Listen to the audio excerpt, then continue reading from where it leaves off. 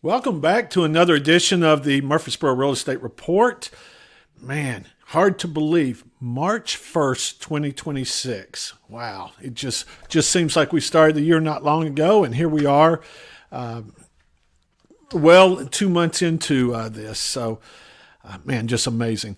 I want to let you know my wife is not beating me up. If you see that little thing right there, I'm not really sure where that came from, believe it or not. But yes, all is well. But if you want to have fun in the comments, you certainly can comment with how you think it may have happened, and we will read those later. So,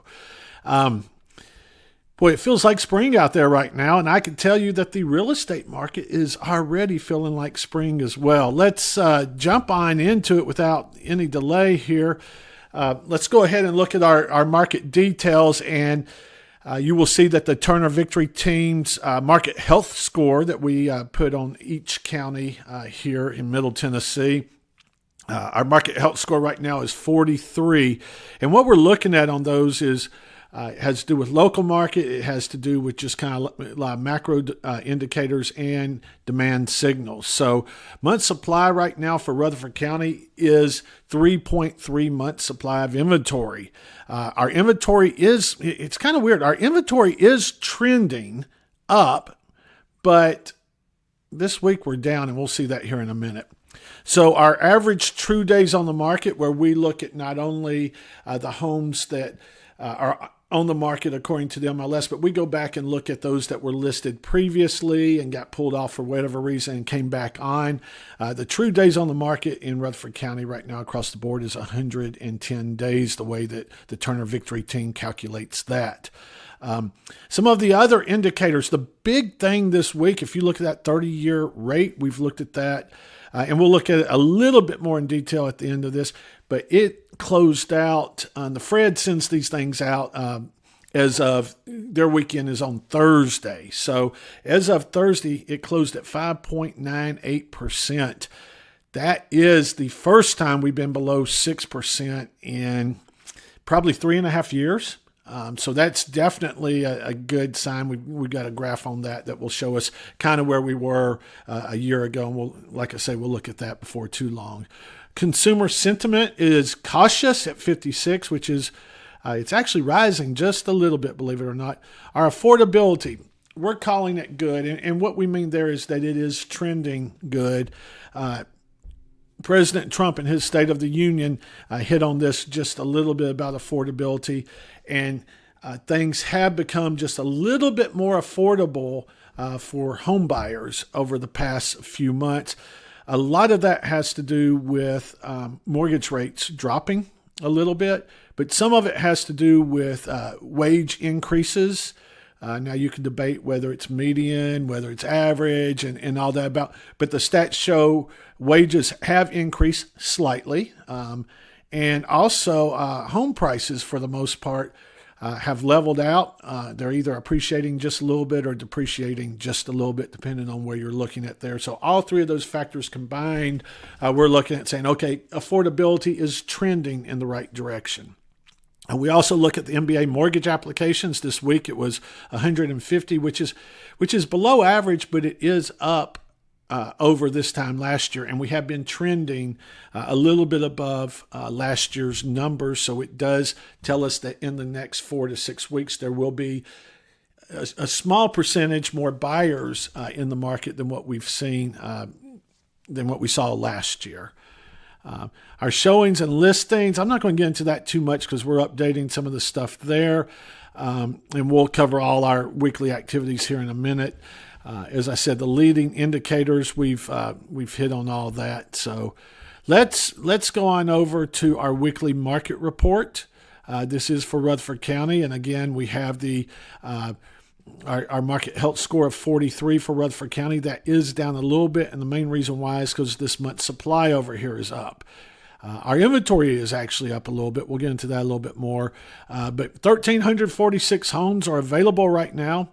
There's 119 new homes on the market, and 131 homes went under contract. So this week we actually put more homes under contract than we brought on the market. We closed 95 homes. That number will probably rise a little bit. This was the last week of the month, but the Friday, and traditionally we'll see more closings the last week of the month. It used to be we always saw them the last week of the month, but things have changed a little bit now.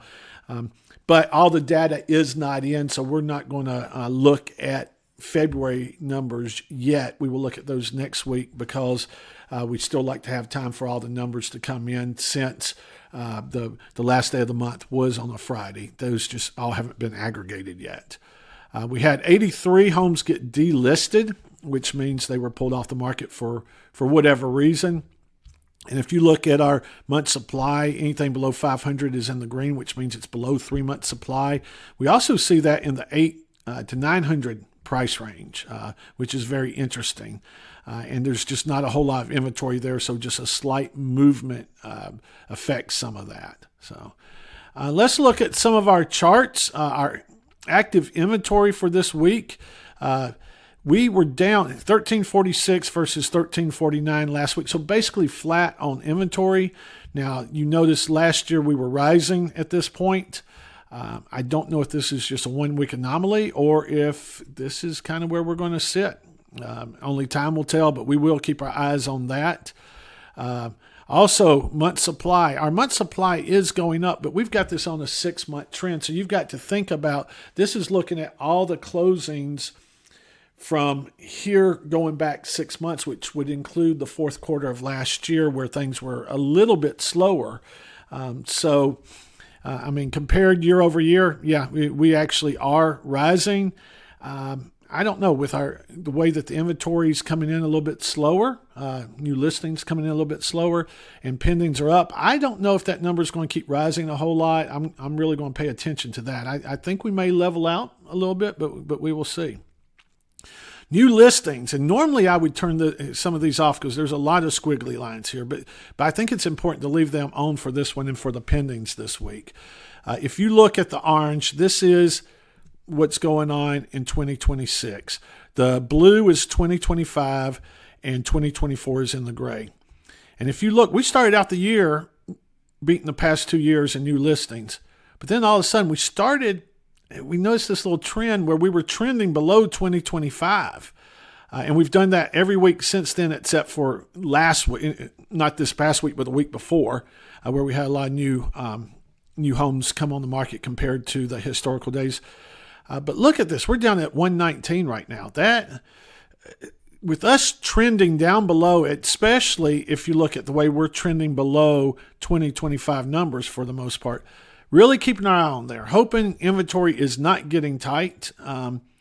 But we'll see, especially whenever you scroll down to the pendings chart. And again, a bunch of squiggly lines. We actually have 4 years worth of data on this. So here we are, 131 pendings. Last week we had 133 pendings. So pretty close to the same. But if we go back to 2025, there was 118 pendings. And the week before that, there was only 102.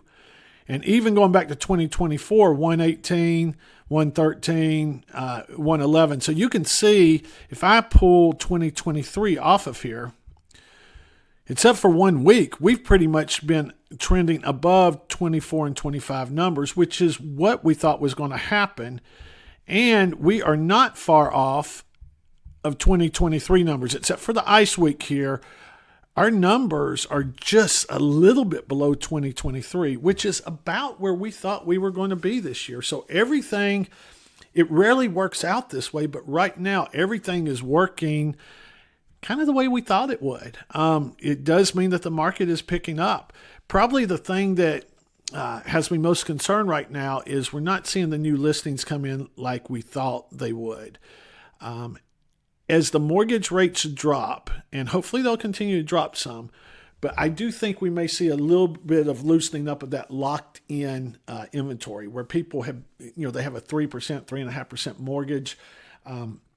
I think they might be able to, with the equity they have in the house, they're probably going to look at a rate in the 5s and be like, you know what, I can do that. I struggle with a rate in the 6, but with a rate in the 5s, I think I can do that. And especially whenever you figure we're looking at the 30-year average, so those numbers we're looking at is just they're not that 5.98 is not necessarily the rate that you will get. There are a lot of people that are getting lower mortgage rates right now than 5.98%. So I think that is something to watch and see if any of that new inventory frees up. But if you have been thinking about making a move, but you felt locked in where you are, I think maybe we need to talk. Let's sit down. Let's see what you're trying to do. The numbers are going to be more in your favor than they have been any time in the past, 2 or 3 years. Monthly closings. I'm not ready to close out February yet, but as of right now, we have 358 homes that have closed in February. Last year we had 334, so we are up about 7% right now anyway. I think that's 7% if I calculated right in my head. If you go back to January, we had 286 last year, 301 this year. So the trend continues that we are seeing more homes. So we'll definitely beat February of last year. It's just a matter of by how much. I've been predicting from the start of the year, I thought our unit sales will be up about 10% this year. So we'll see if that number hits close to 10% when it's all closed out. Also, if you look at the pendings where we are right now, we are tracking ahead of last year. So looking ahead to March, last March, there was 419 closings. I think we'll be above that if things continue the way they are. My projection would probably put us somewhere between 450 and 470. And I'm going to write that down right here because I do want to go back at the end of March and see whether that projection is right or not. So we'll look at that later as well. Quarterly closings too, we're not ready for that. We've got another month for that. So let's jump over. We said we're going to look at mortgage rates real quick. This is just the past year. This is the 30-year fixed mortgage rate put out by Fred, which is the federal government, where they release all these. And right here, close out 5.98. If we go back a year, we were sitting at 6.76 and even topped out back in May of last year at 6.89. So we are still trending nearly 1% lower than what we were this time last year, 0.75% to 1%. And that is real dollars in a buyer's pocket. I mean, for the same house, you are going to have a lower payment, or you could afford a little bit more expensive house for the same payment. So all that comes into play when we look at this. The market, I've been using the word momentum. I think that's a good word. I don't think the market's not crazy. It's not off the charts. It's not dead. I just see this momentum building in the market right now. So if you have been on the sidelines, whether you were looking to sell your home in Murfreesboro or Rutherford County, or if you're looking to purchase a home, we may need to talk. Let's set up an appointment.